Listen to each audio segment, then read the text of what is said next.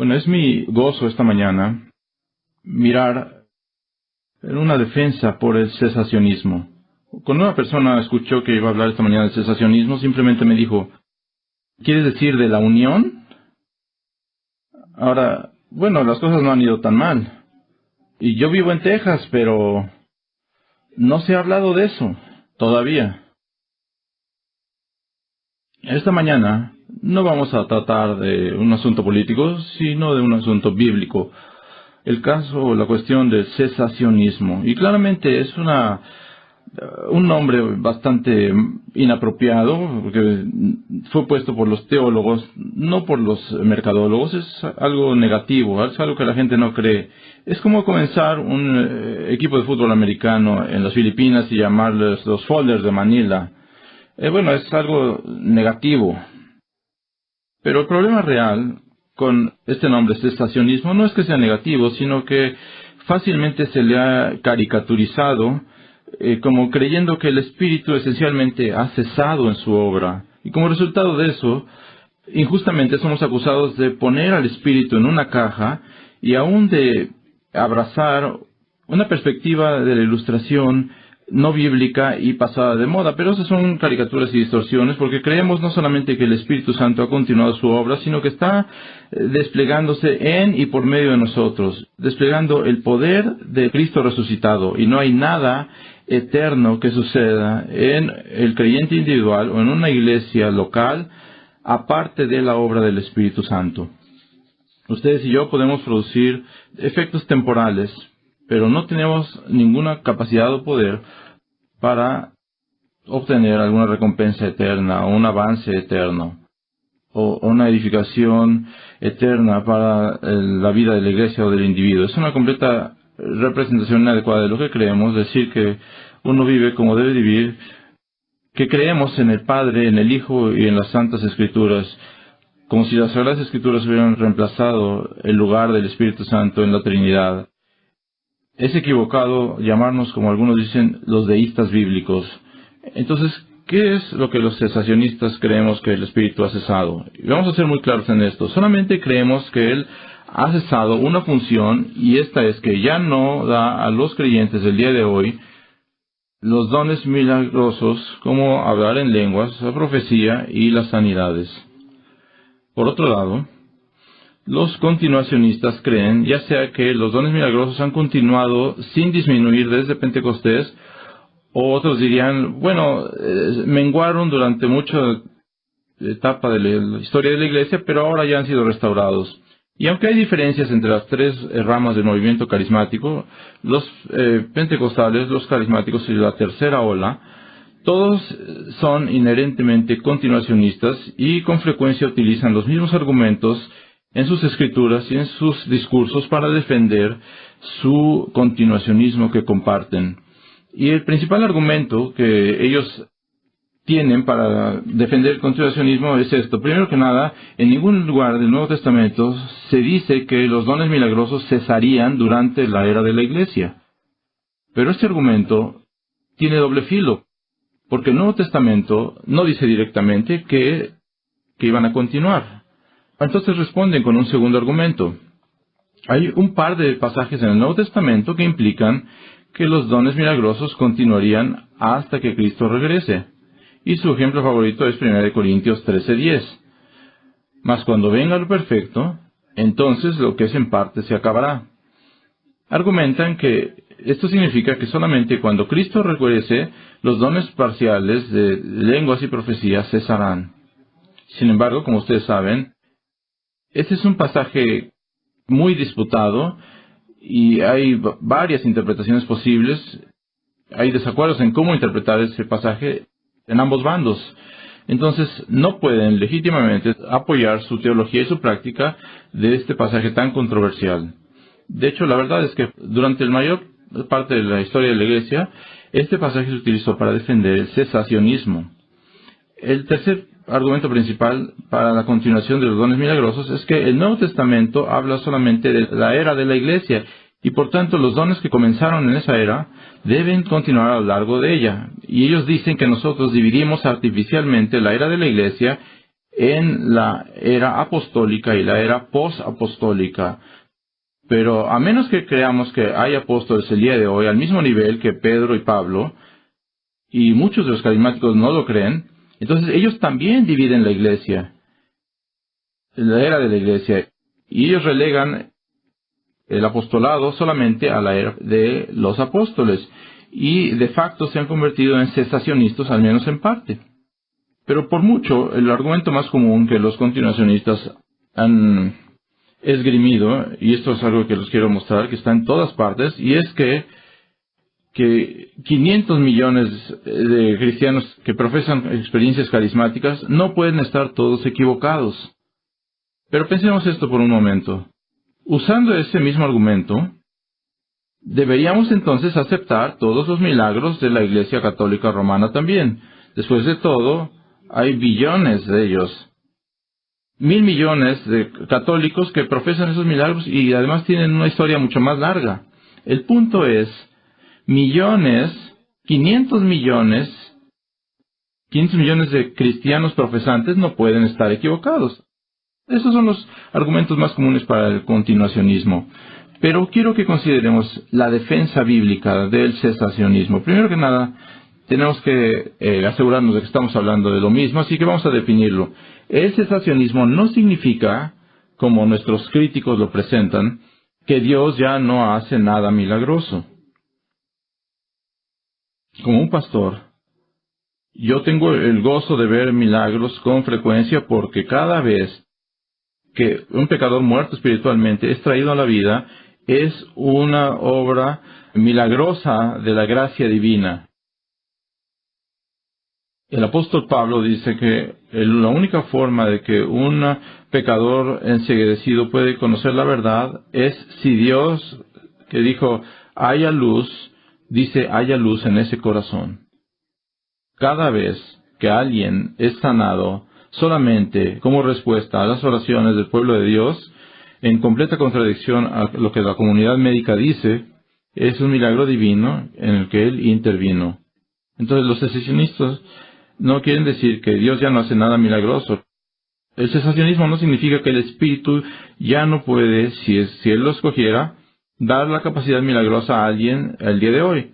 Dios puede hacer lo que Él quiera y cuando Él quiera. Y si Él escogiera hacerlo, puede permitir que alguien el día de hoy hable en un idioma que nunca ha estudiado. Simplemente no sería el don del Nuevo Testamento porque no sería una revelación de Dios como fue en aquel tiempo. Entonces, ¿qué quiere decir cesacionismo?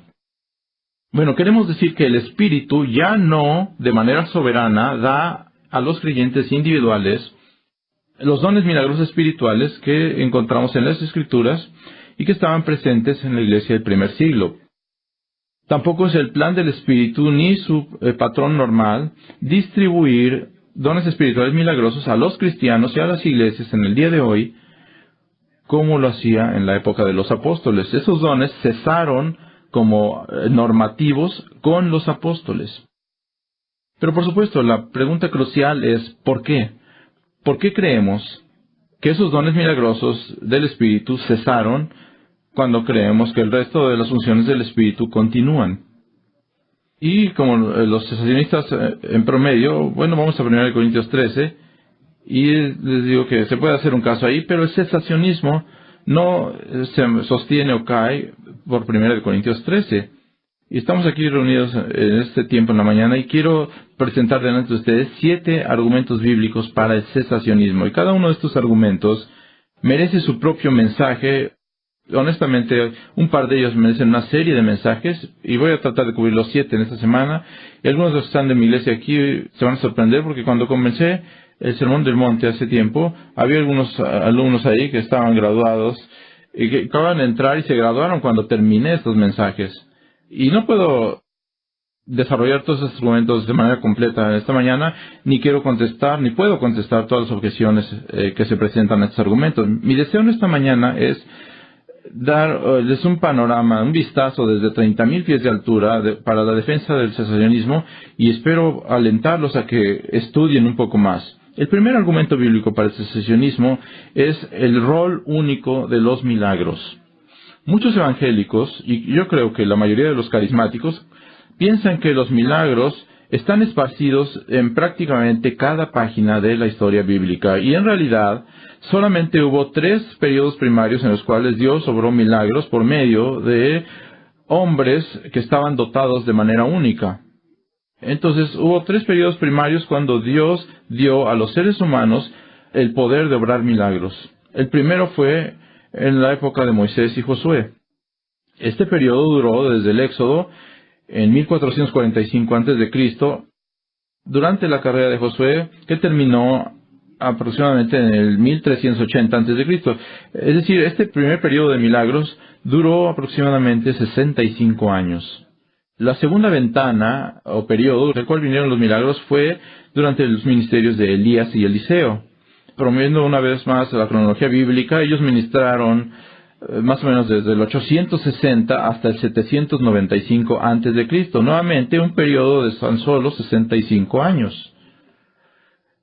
La tercera vez que los 2 milagros ocurrieron fue durante la época de Cristo y sus apóstoles.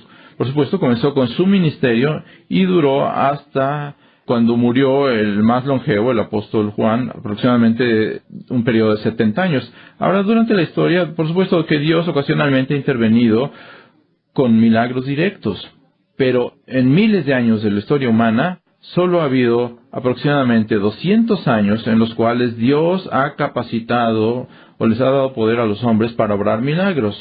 Y aún entonces, los milagros no se realizaban todos los días. ¿Por qué sucedió esto?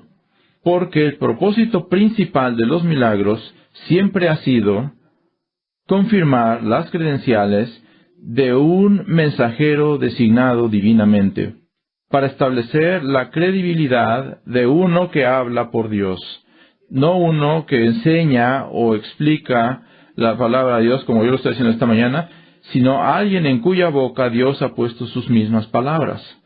Este patrón comenzó con el primer obrador de milagros, Moisés. Y quiero que vayan conmigo a Éxodo 6, capítulo 28. Éxodo 6, capítulo 6, versículo 28. Voy a comenzar a leer en el versículo 28. Y aquí Moisés recuenta y expande lo que había sucedido cuando fue llamado. Éxodo 6, 28. Y cuando Jehová vino a Moisés en tierra de Egipto, entonces Jehová habló a Moisés diciendo: Yo soy Jehová. Di a Faraón, rey de Egipto, todas las cosas que yo te digo a ti. Y Moisés respondió delante de Jehová: He aquí yo soy torpe de labios, ¿cómo pues me ha de oír Faraón? Jehová dijo a Moisés: Mira, yo te he constituido Dios para Faraón, y tu hermano será tu profeta. Tú dirás todas las cosas que yo te mande, y Aarón tu hermano hablará a Faraón. ¿Ven lo que está sucediendo aquí? Y él está diciendo: ok, está bien, ¿no crees que yo te pueda dar el poder? Yo puedo hacer por medio de ti lo que yo quiera. Bueno, entonces te voy a dar a Aarón, y tú vas a ser como Dios para Aarón, él va a ser como tu profeta, tú vas a poner tus palabras en su boca, las palabras que yo ponga en tu boca, y entonces él hablará al Faraón. Ahora, regresen al capítulo 4, porque expande un poco acerca de esto, en Éxodo 4, y noten el versículo 15. Tú hablarás a él, está hablando de Aarón, y pondrás en su boca las palabras. Recuerden, él es el profeta. Tú pones en su boca las palabras, y yo estaré con tu boca y con la suya, y os enseñaré lo que hayáis de hacer. Y él hablará por ti al pueblo, y él te será a ti en lugar de boca, y tú serás para él en lugar de Dios. Ahora, noten que en ambos pasajes, que para que Aarón fuera el profeta, no podía hablar por sí mismo. Él tenía que hablar solamente las palabras de Moisés, que estaba en lugar de Dios para él. Y eso es lo que significaba ser un profeta. Las palabras de Dios puestas en tu boca. Por eso es que cuando Dios comisionó a Jeremías, le dijo: yo he puesto mis palabras en tu boca. Pero ¿cómo es que la gente iba a saber? ¿Cómo iba a saber la gente si un hombre que afirmaba ser un profeta era de hecho hablando las palabras de Dios? Moisés, el primer profeta, enfrentó este dilema y lo trae delante de Dios, comenzando aquí en capítulo 4. Moisés dijo: ¿Y qué si no me creen? No me creerán ni oirán a mi voz, porque dirán, ¿no te apareció Jehová? ¿Cómo vamos a saber que tú eres el profeta de Dios? Que estas son las palabras de Dios en tu boca. Y el Señor le dijo, ¿qué es esto que tienes en tu mano? Ustedes recuerdan cómo se desarrolla esta historia. Él la tiró al cielo y se convirtió en una serpiente y Moisés huía de ella. Entonces el Señor le dijo, extiende tu mano y tómala por la cola. Y extendió su mano y lo tomó y se volvió vara en su mano. Y esto es lo que Dios dice. Por esto creerán que se te ha aparecido Jehová, el Dios de tus padres, el Dios de Abraham, Dios de Isaac y Dios de Jacob. Por eso te estoy dando la capacidad de obrar milagros. Y eso lo reitera con dos milagros más en los versículos que siguen. Entonces entendamos que Dios capacitó a Moisés para obrar milagros con un propósito únicamente, y este era validar a Moisés como el profeta de Dios y el mensaje de Dios como las palabras mismas de Dios. Moisés fue universalmente aceptado como un profeta de Dios, y lo que él escribió se convirtió literalmente en la palabra de Dios, que vino a ser aceptado como las palabras literales de Dios. ¿Por qué fue esto? Porque el poder de obrar milagros validaban sus afirmaciones de que hablaba por Dios. Y esto continuó siendo el propósito de los milagros durante todo el Antiguo Testamento. Consideren, por ejemplo, los profetas del Antiguo Testamento. Moisés escribió que Dios levantaría hombres como él para hablar por Dios. Otros profetas. Vamos a Deuteronomio 18.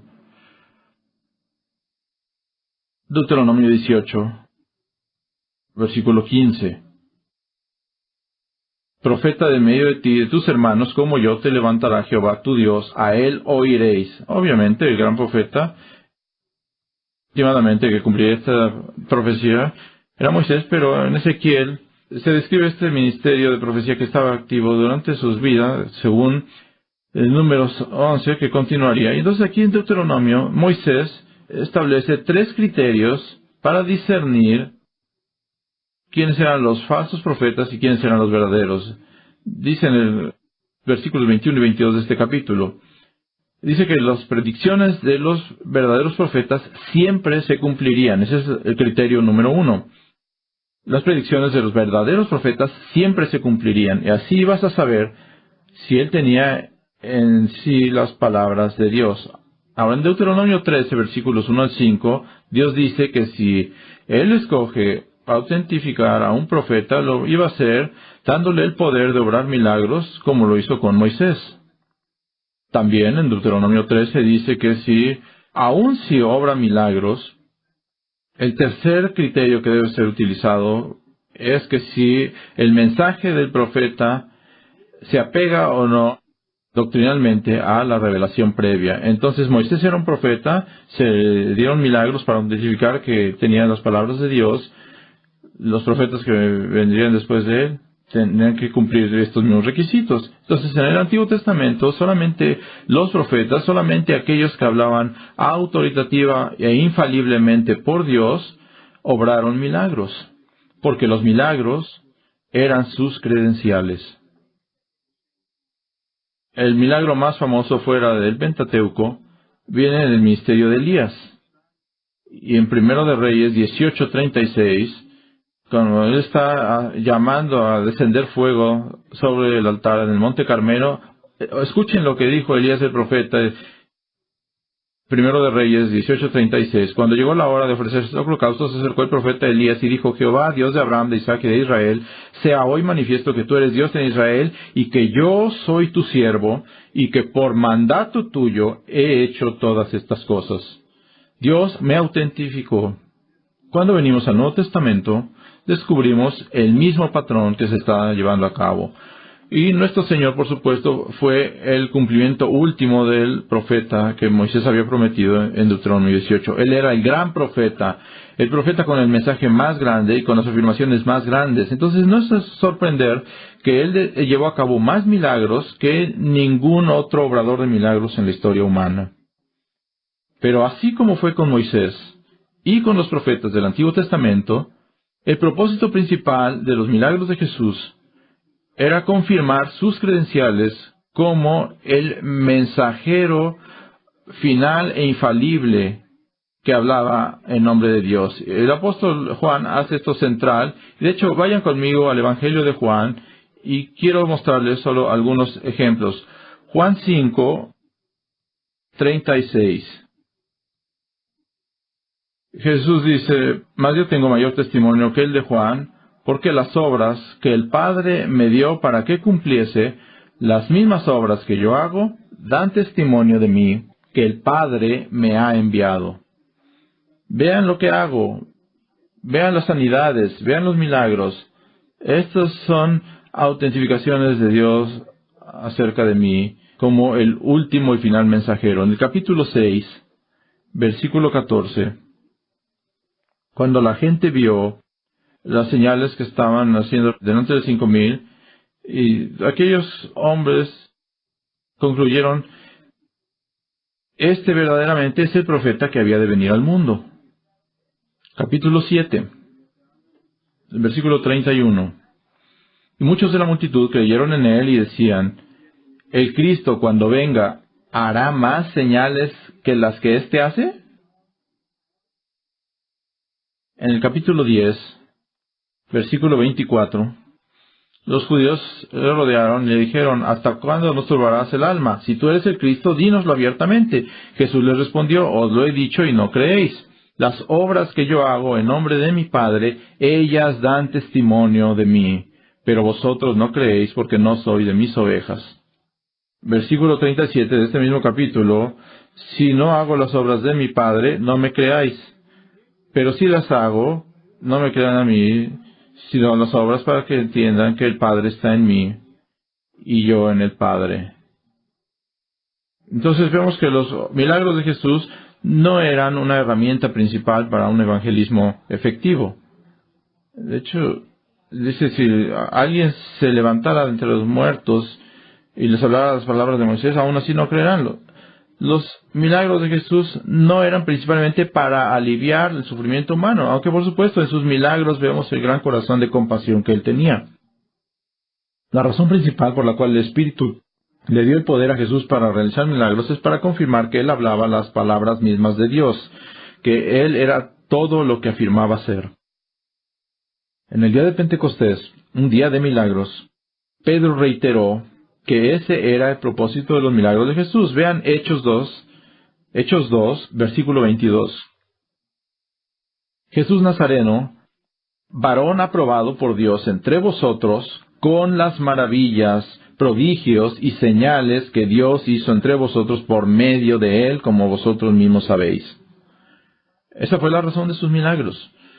Jesús no solamente llevó a cabo milagros él mismo, sino que les dio este mismo poder a los apóstoles, y sus milagros sirvieron exactamente para el mismo propósito.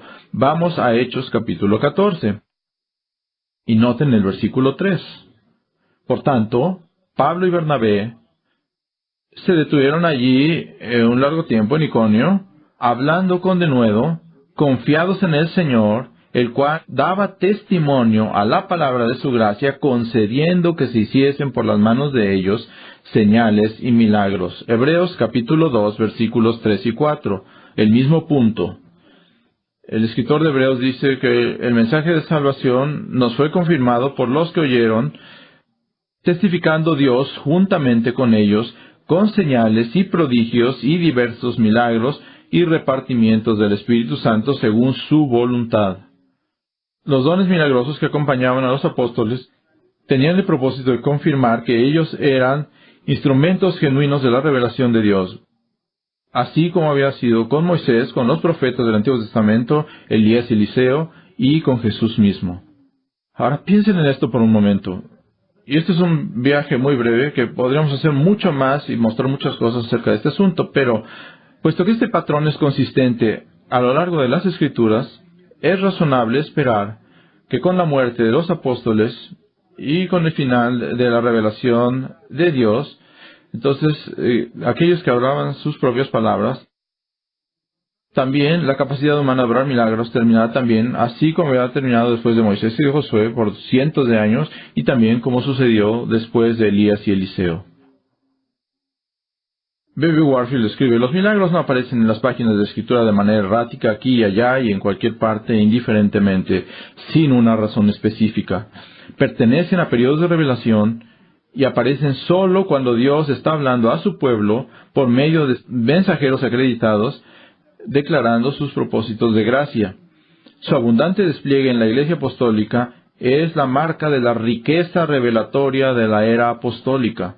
Y cuando se cerró este periodo de revelación, el periodo de obrar milagros también había pasado como se esperaría.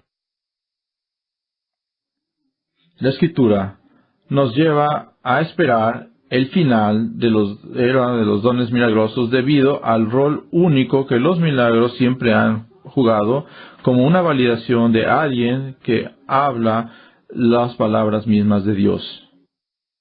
Un segundo argumento relacionado con esto es el final del don de apostolado, la terminación del don de apostolado. En dos lugares en el Nuevo Testamento, Pablo se refiere a los apóstoles como uno de los dones que Dios dio a su iglesia. Y noten en 1 Corintios capítulo 12, en medio de la sección acerca de los dones espirituales, 1 Corintios 12, versículo 28, y aún nos puso Dios en la iglesia, primeramente apóstoles, luego profetas, lo tercero maestros, luego los que hacen milagros, después los que sanan, los que ayudan, los que administran, los que tienen don de lenguas. Pablo aquí está ilustrando la diversidad que el Espíritu ha creado dentro del cuerpo. Así como un cuerpo tiene miembros físicos, también el Espíritu ha dotado diferentes partes del cuerpo. Y aquí incluye apóstoles. Y aunque no todos los dones espirituales son oficios, todos los oficios del Nuevo Testamento son dones para la iglesia. Y esto queda claro en Efesios 4, Pablo lo hace claro, porque ahí él despliega o establece cómo funciona la iglesia. Versículo 7, pero a cada uno de nosotros fue dada la gracia conforme a la medida del don de Cristo, por lo cual dice, subiendo a lo alto, llevó cautiva la cautividad y dio dones a los hombres. Y luego en el versículo 11 nos dice qué son esos dones. Y él mismo constituyó a unos apóstoles, a otros profetas, a otros evangelistas, a otros pastores y maestros. Uno de los dones que Cristo dio a su iglesia fueron los apóstoles, pero ellos fueron un don temporal. La mayoría de los cristianos y la mayoría de los carismáticos evangélicos están de acuerdo que ya no hay más apóstoles como los 12 o como Pablo. ¿Por qué es esto? Porque para que un apóstol fuera un verdadero apóstol tenía que reunir 3 requisitos. Tenía que ser un testimonio del Cristo resucitado. En Hechos capítulo 1, y están reunidos tras el suicidio de Judas y están tratando de decidir quién va a tomar su lugar. En el capítulo 1, versículo 22 de Hechos, comenzando con el bautismo de Juan hasta el día en que de entre nosotros fue recibido arriba, uno se ha hecho testigo con nosotros de su resurrección. Tenía que ser un testigo de la vida de Cristo y de su resurrección. En segundo lugar, para ser un apóstol tenía que haber sido señalado personalmente por Cristo. Y en Hechos capítulo 1, versículo 2 se refiere a que los apóstoles como aquellos a quienes Él había escogido. Y aún al final del capítulo 1, cuando están buscando reemplazar a Judas, en su oración ellos le dicen a Dios, muéstranos cuál de estos dos tú has escogido. En tercer lugar, para ser un apóstol en el verdadero sentido, tenías que ser capaz de obrar milagros. En Mateo capítulo 10, versículos 1 y 2, Jesús convoca a sus 12 discípulos y les da autoridad sobre los espíritus inmundos para que los echasen fuera y para sanar toda enfermedad y toda dolencia. No el dolor de la espalda. Y luego da los nombres de los 12 apóstoles. Y vamos a 2 Corintios capítulo 12, versículo 12. Las señales de apóstol han sido hechas entre vosotros en toda paciencia por señales, prodigios y milagros. Para ser un apóstol tenías que ser capaz de obrar milagros. Y vean esos 3 requisitos. Y te das cuenta inmediatamente que no hay nadie vivo el día de hoy que reúna estos 3 requisitos. Así que al menos un don del Nuevo Testamento, el don de apostolado, ha cesado. Y lo que eso significa es que hay una diferencia significativa en la obra del Espíritu Santo entre el tiempo de los apóstoles y el día de hoy, porque uno de los despliegues más milagrosos del Nuevo Testamento, el don de apostolado, desapareció con la era apostólica. Y esto también es significativo, que el don de apostolado haya cesado sin que el Nuevo Testamento lo afirme de manera clara. Al menos significa que no es imposible que otros cambios significativos sucedan con la finalización de la era de los apóstoles. Una vez que estás de acuerdo en que ya no hay apóstoles el día de hoy al mismo nivel que Pedro y Pablo, entonces has admitido que hubo un cambio mayor en la forma en que el Espíritu Santo daba los dones entre la era apostólica y la era posapostólica. De hecho, el don del Nuevo Testamento, que está más frecuentemente conectado con los milagros, el don de apostolado, cesó. El tercer argumento para el cesacionismo es la naturaleza fundamental de los apóstoles y profetas. Su naturaleza fundamental como apóstoles y profetas. El Nuevo Testamento identifica a los apóstoles y a los profetas como el fundamento sobre el cual fue edificada la iglesia. Vayan conmigo a Efesios 2. Uno de los grandes gozos de mi vida ha sido pasar 3 años con mi congregación trabajando a lo largo del libro de Efesios. En el capítulo 2, Pablo establece un entendimiento fundamental de la iglesia. Y este nuevo hombre que ha sido creado, cuando los judíos y gentiles han sido traídos juntos y se ha creado paz entre ellos, y Dios ha traído la paz entre todas estas diferencias que los distinguían antes, pero que ahora han sido traídos juntos en Cristo. Y al final de este gran capítulo, él da una imagen de la iglesia con 3 ilustraciones. Y dice el versículo 19 que somos como ciudadanos en el reino de Dios. También ahí en el versículo 19 dice que somos miembros de la familia de Dios. Y luego da una tercera ilustración en el versículo 20. Edificados sobre el fundamento de los apóstoles y profetas, siendo la principal piedra del ángulo Jesucristo mismo, en quien todo el edificio, bien coordinado, va creciendo para ser un templo santo en el Señor, en quien vosotros también sois juntamente edificados para morada de Dios en el Espíritu. Él dice, no solamente son ustedes ciudadanos del reino de Dios, no solamente son miembros de la familia de Dios, sino que también son como individuos, piedras individuales colocadas cuidadosa y meticulosamente por Dios en una estructura, y esta estructura es un templo en el cual Dios, nuestro Dios, va a ser adorado. Pero noten cómo describe esta estructura en el versículo 20. La iglesia, habiendo sido edificada sobre el fundamento de los apóstoles y profetas. Ahora, la referencia a los apóstoles es clara y no hay mucho problema, mucha disputa acerca de esto. Pero ¿quiénes son los profetas?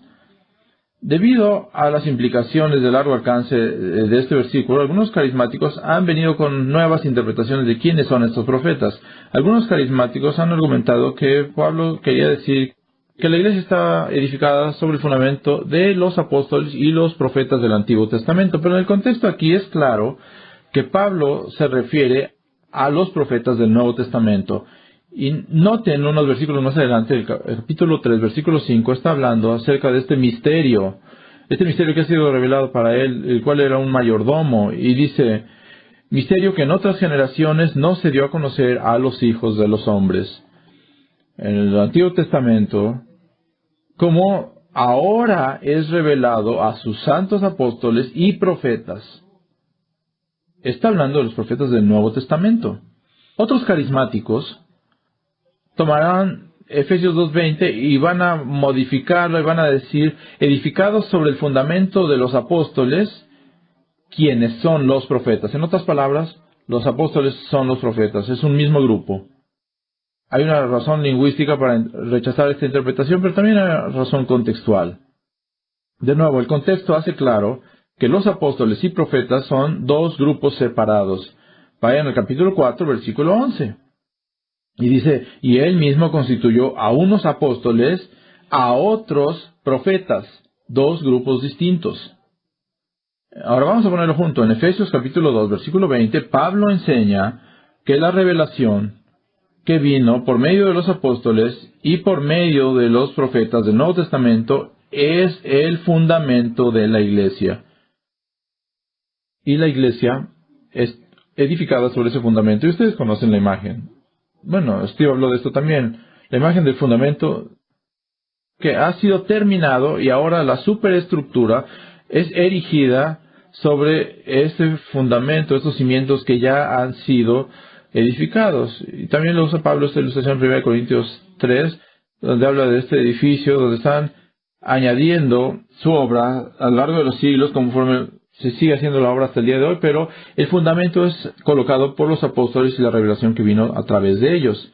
Una vez que la revelación que Dios dio a los apóstoles y a los profetas del Nuevo Testamento estuvo completa, el fundamento o el cimiento estaba terminado, su obra estaba terminada, su rol estaba terminado. Y estos, como dijimos, ya no existen. Y ahora aquí en Efesios 2, Pablo dice que el rol de los profetas era también fundamental y también está completado. Entonces no debemos esperar ningún apóstol más, no debemos esperar ningún profeta más, no debemos esperar ninguna revelación adicional. El cuarto argumento para el cesacionismo es la naturaleza de los dones milagrosos. La naturaleza de los dones milagrosos del Nuevo Testamento. Si el Espíritu aún estuviera dando a los creyentes dones milagrosos, serían los mismos dones que encontramos en el Nuevo Testamento. Sin embargo, los dones carismáticos que se afirman tener el día de hoy no tienen casi nada que ver con los dones del Nuevo Testamento. Consideren los siguientes ejemplos.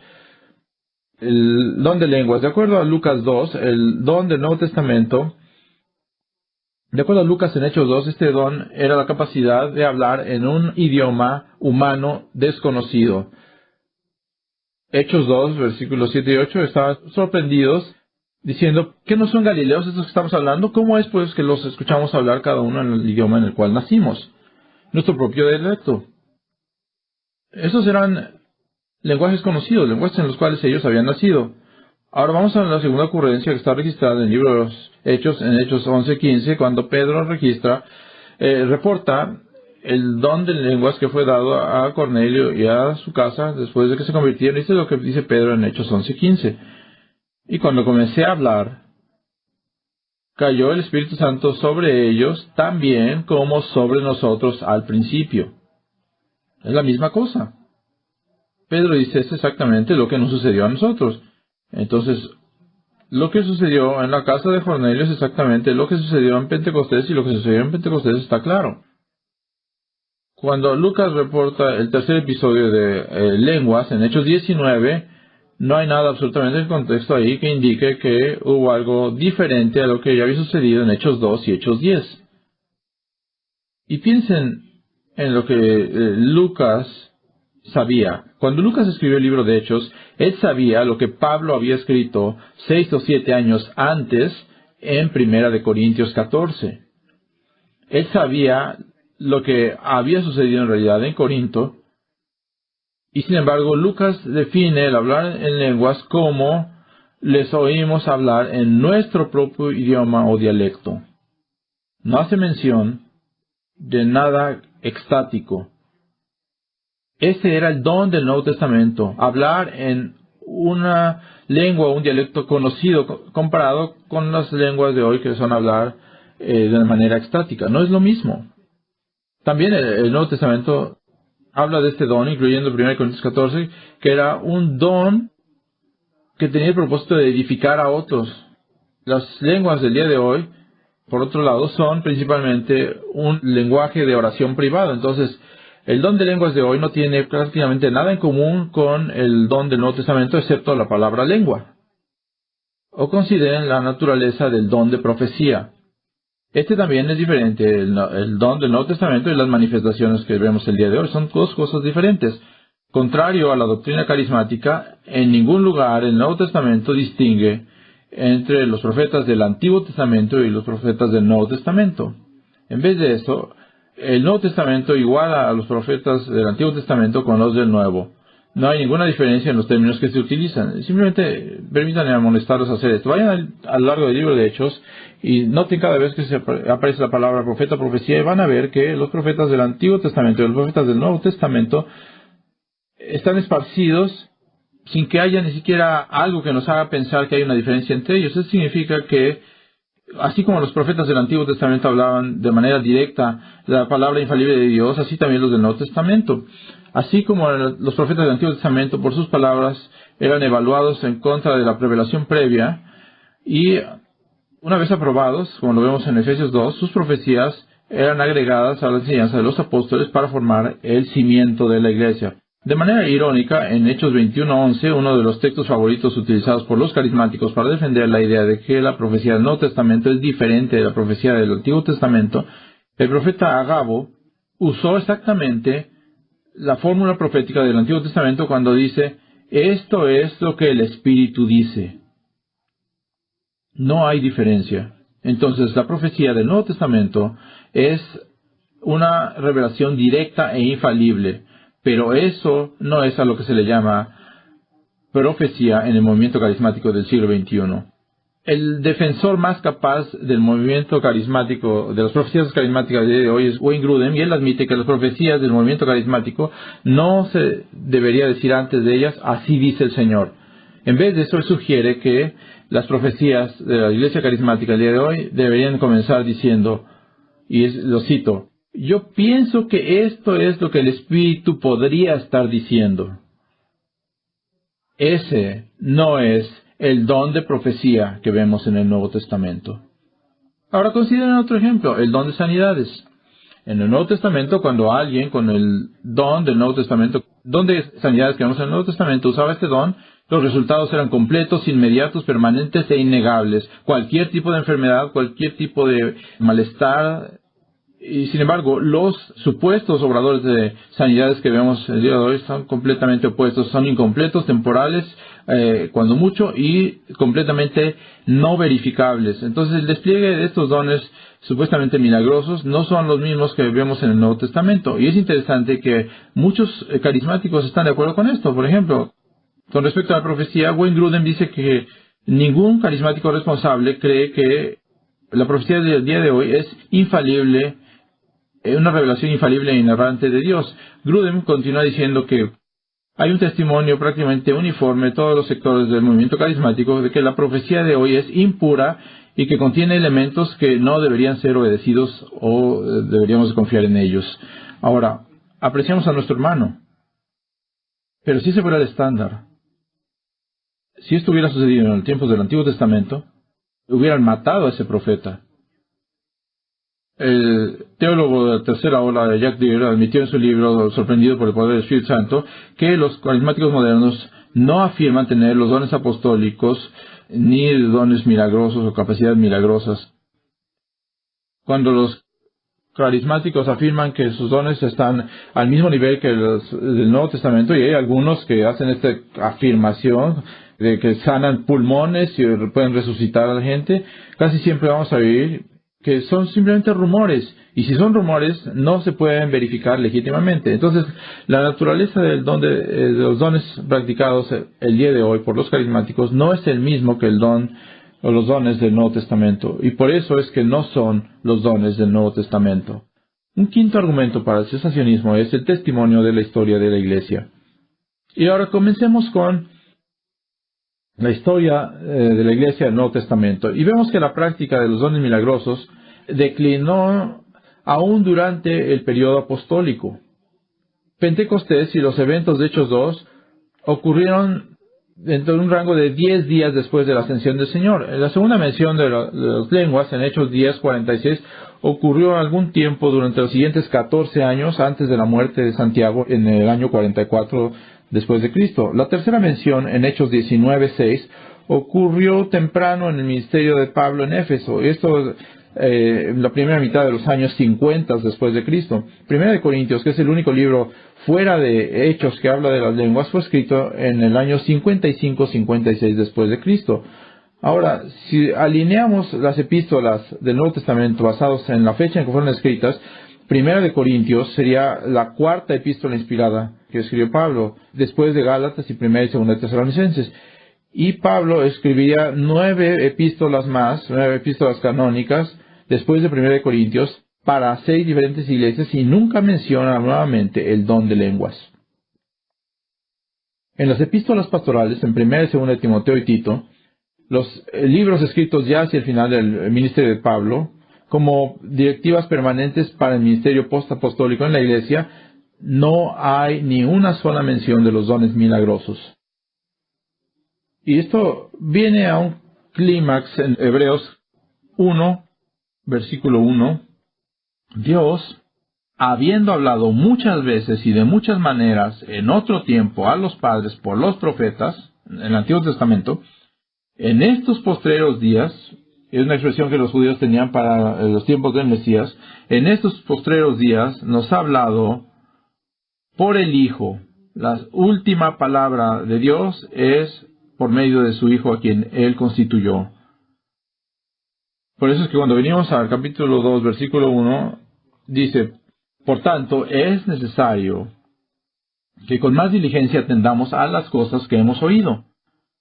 Y continuar argumentando, el castigo por desobedecer el primer pacto fue muy severo. ¿Cuánto más severo no será el castigo que traigamos sobre nosotros si desobedecemos a este nuevo pacto? Versículo 3. ¿Cómo escaparemos nosotros si descuidamos una salvación tan grande? Ahora quiero recordarles que el libro de Hebreos fue escrito casi con certeza justo después de la destrucción del Templo de Jerusalén en el año 70 después de Cristo. Esto da un marco de tiempo para que vean cómo el escritor de Hebreos se refiere a los dones milagrosos o a las cosas milagrosas. Y dice, la cual habiendo sido anunciada primeramente por el Señor, nos fue confirmada. Bueno, esta es la primera generación, el Señor. Luego una segunda generación. Dice, nos fue confirmada. Este mensaje fue confirmado a nosotros por los que creyeron, por los que oyeron, y esos fueron los apóstoles. El escritor de Hebreos se está poniendo a sí mismo en una tercera generación. Y dice que en la segunda generación, Dios también testificando Dios juntamente con ellos, con señales y prodigios y diversos milagrosos y repartimientos del Espíritu Santo según su voluntad. Justo antes del año 70 a.C., justo después de 70, dice, eso fue antes, esto es lo que sucede ahora. Eso es algo que el Señor y los apóstoles hicieron y nosotros somos testigos. Entonces, en el flujo cronológico de la historia inspirada en el Nuevo Testamento encontramos que aún antes de que las Escrituras fueran completadas, los dones milagrosos ya habían comenzado a declinar. Los milagros que tenían el propósito de confirmar el mensaje de los apóstoles había comenzado a morir. Y esta es la realidad del registro histórico del Nuevo Testamento.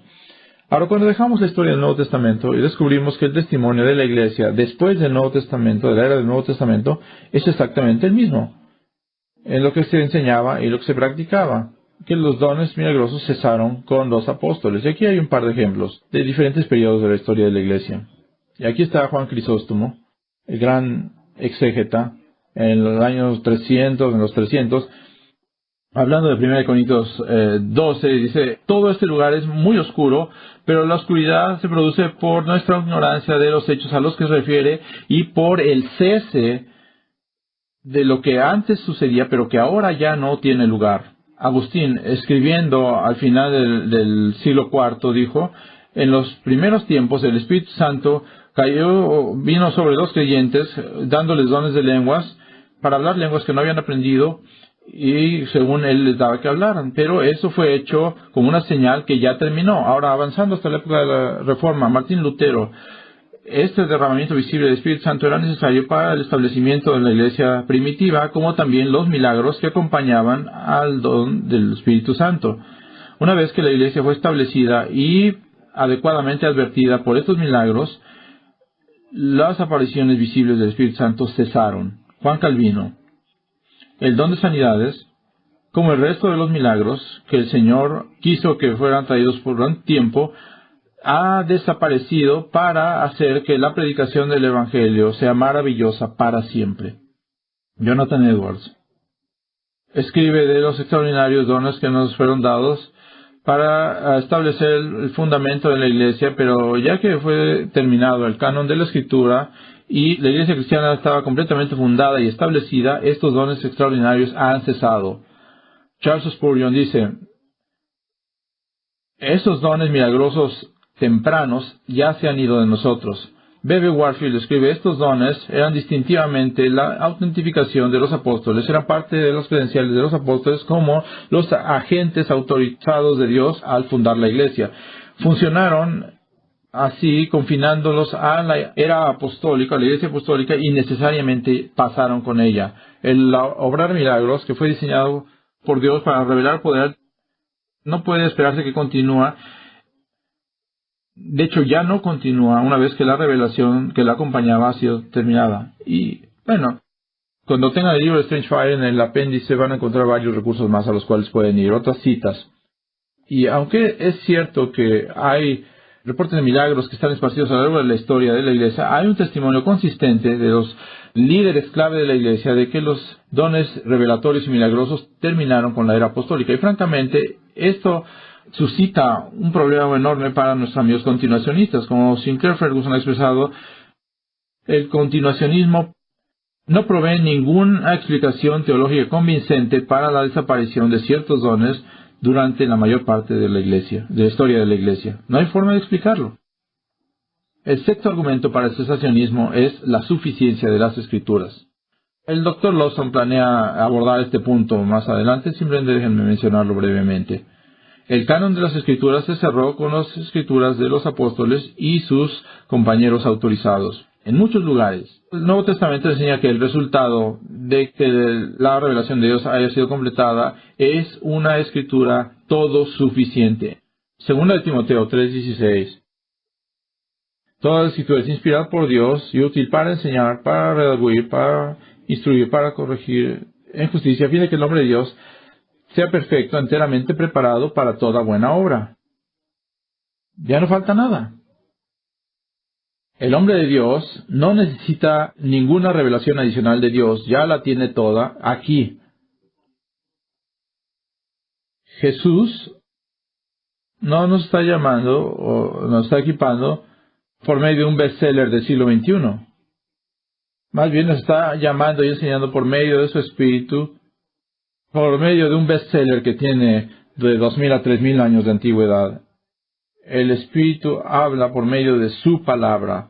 En 1539, Lutero, comentando el Salmo 119, escribió, Dios quiere darte su Espíritu solamente por medio de la palabra externa. Lutero amaba esta expresión, la palabra externa. Dios nos ha dado un libro que no es subjetivo, está fuera de nosotros, está en palabras y oraciones y párrafos que podemos estudiar y es externo a nosotros. No tenemos que preguntarnos si el mensaje que tenemos en la mente es de Dios o no. Tenemos un mensaje de Dios.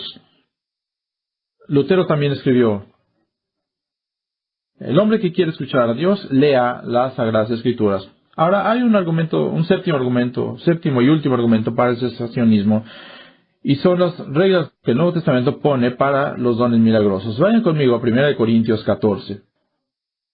1 Corintios 14, donde Pablo da guías específicas de cómo deben ser utilizados o practicados en la iglesia dos de los dones milagrosos. Primero que nada, versículos 27 y 28, al hablar en lenguas.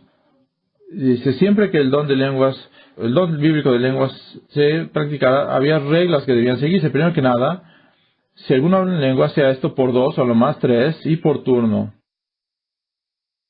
Si alguno habla en lengua extraña, sea esto por 2 o a lo más 3.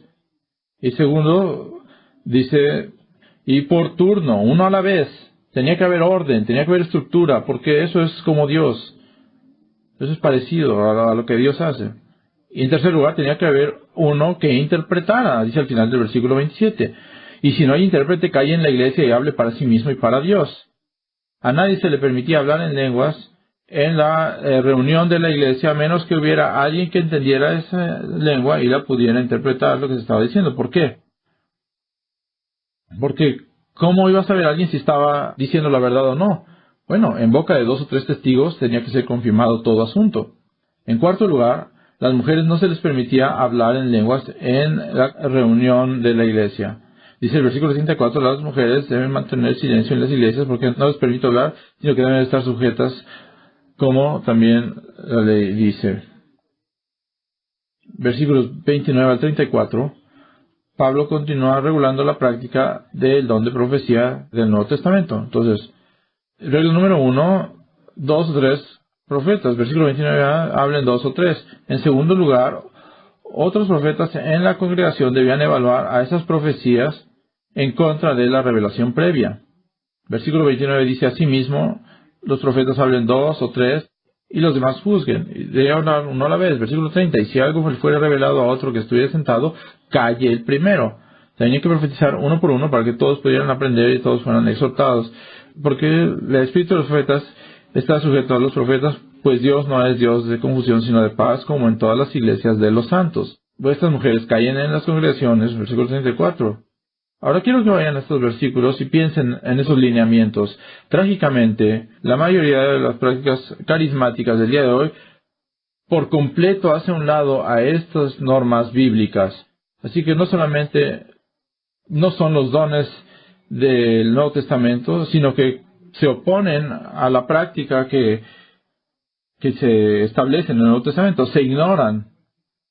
La mayoría de la práctica contemporánea de los carismáticos no honra a Dios. De hecho, de manera rutinaria, contrista y desobedece al Espíritu. El resultado no es la obra del Espíritu, sino que es una obra de la carne. Una clara rebelión, aun si fueran los dones del Nuevo Testamento. Entonces, hay 7 argumentos bíblicos para el cesacionismo. ¿Cómo debemos responder a estos argumentos? Déjenme hablarles en primer lugar. Si ya están convencidos, si ya son cesacionistas convencidos, no reacciones de manera excesiva ni le restes importancia al rol crucial del Espíritu en tu vida. John nos dio una lista maravillosa esta mañana donde se dice lo que el Espíritu hace en nuestras vidas. No permitas que la obra del Espíritu Santo sea secuestrada por aquellos que abusan de su nombre. En segundo lugar, aférrate a tu confianza en la palabra todo suficiente. Pronto seremos minoría, pero estamos en la postura histórica de la Iglesia a la luz de las Escrituras. En tercer lugar, conoce lo que crees y por qué lo crees. En cuarto lugar, rechaza toda forma de revelación continua, incluyendo la forma evangélica favorita, esas impresiones subjetivas de la voluntad de Dios. Nunca digas, Dios me dijo, nunca digas, tengo un sentimiento que proviene de Dios. Dios nos ha dado, como dijo Lutero, la palabra externa. Aquel que hable, que quiera hablar las cosas de Dios, que lea la Biblia. Para darle crédito al movimiento carismático, es algo místico que ellos creen que Dios está revelando fuera de su palabra. Ahora responde con sabiduría a los diferentes tipos de continuacionistas. Hay diferentes tipos. A los falsos maestros que junto con sus prácticas carismáticas niegan las doctrinas cardinales de la fe cristiana, el Jesús bíblico, el Evangelio bíblico. No tengas temor de decirles con Jesús: cuando tú haces un prosélito, lo estás convirtiendo 2 veces más hijo del infierno de lo que tú eres. No tengas temor de usar el lenguaje de Judas y de segunda de Pedro. No tengas temor de decir con Pablo que ellos enseñan otro evangelio. Y si no renuncian a ese falso evangelio, entonces sean anatema, sean malditos. A los carismáticos que han entrado a este movimiento de prosperidad, y como dijo Juan, son la mayoría, confróntalos con el Evangelio bíblico, desafiándolos a dejarse de la influencia del movimiento de la prosperidad y examinarse a sí mismos para ver si están en la fe o si simplemente están siguiendo el pan que Jesús les daba, como hicieron aquellos del primer siglo. Ahora, cuando se trata de nuestros hermanos carismáticos, aquellos que profesan fe en el Jesús bíblico y en el verdadero Evangelio bíblico, hay que hacer esto.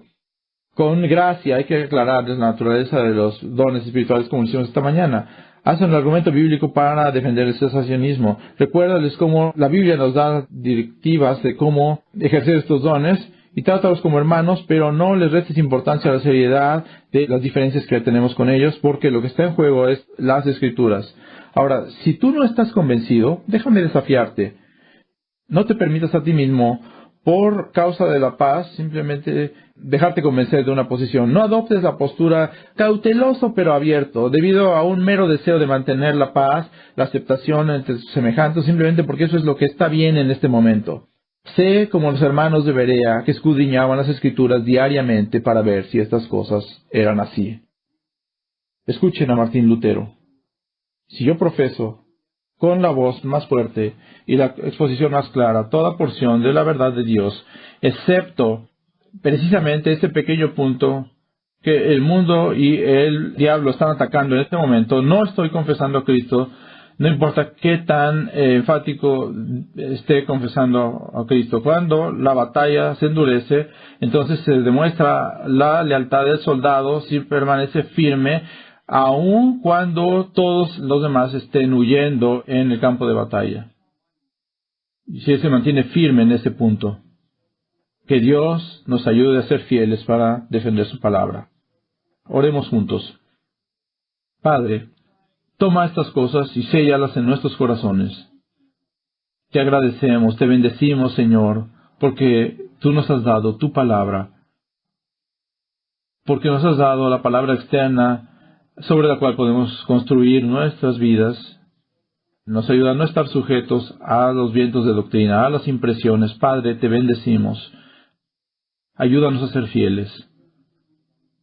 Hasta que tú vengas, lo pedimos en el nombre de Cristo. Amén.